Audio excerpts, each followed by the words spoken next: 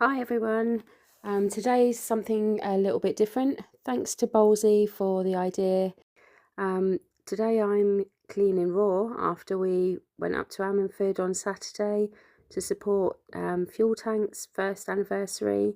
It's another independent coffee shop if you fancy anything in the South West Wales area.